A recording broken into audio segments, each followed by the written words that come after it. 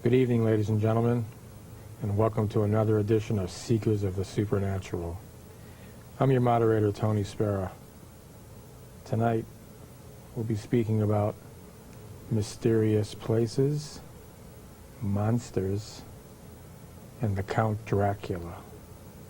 I know a lot of you are familiar with the Dracula movies with Bela Lugosi, Lon Chaney Jr., those kind of things. Is that Hollywood fantasy?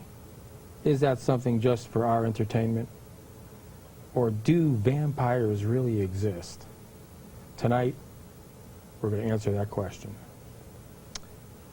Ed, I'd like to ask you about vampires just to start right off. Are there such a thing as vampires, and can you tell me an example of one? Positively. Vampires do exist, what we call human vampires. The human vampire is a person who hallucinates, imagines himself as a vampire, and takes on that role.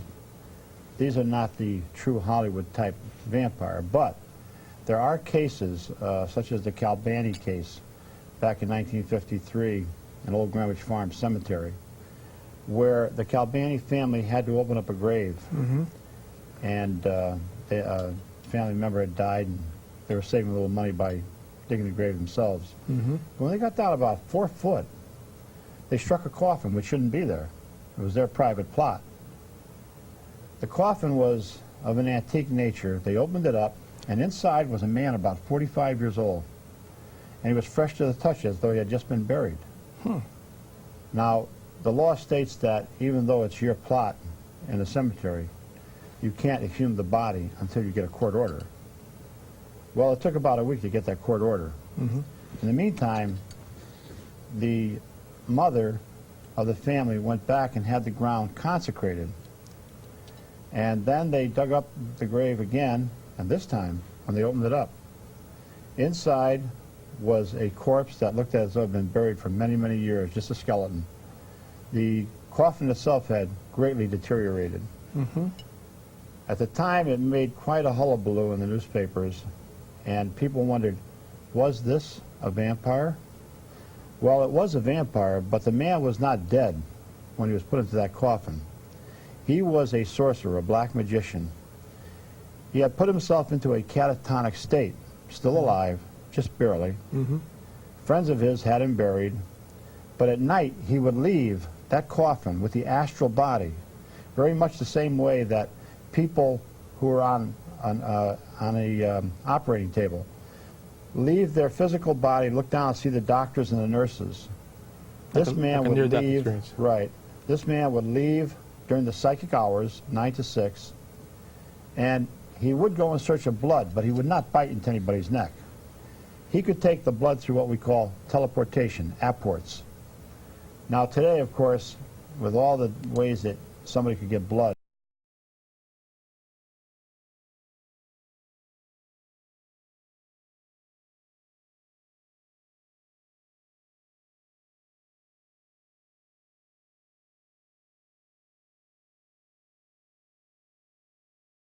no matter how far away that astral body goes, if you go 3,000 miles, that cord would still be attached.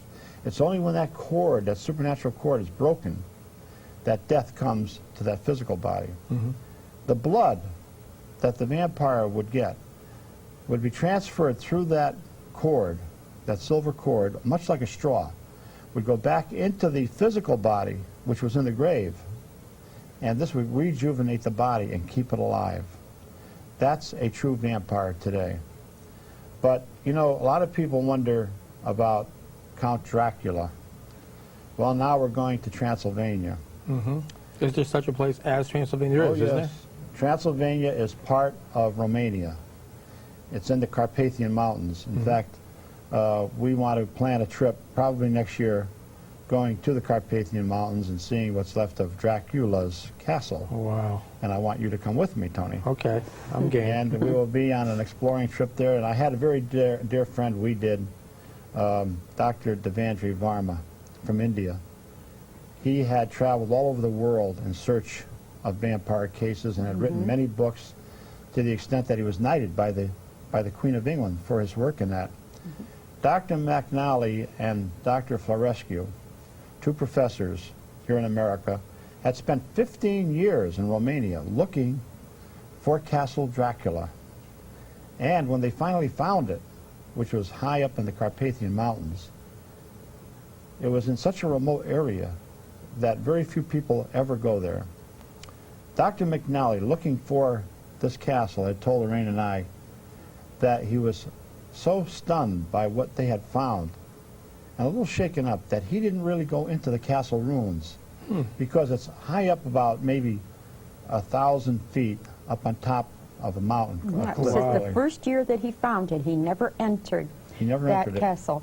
His son, in fact, after all the years of research, his son entered the castle for the first time before he did, because it had such a negative, profound effect on him.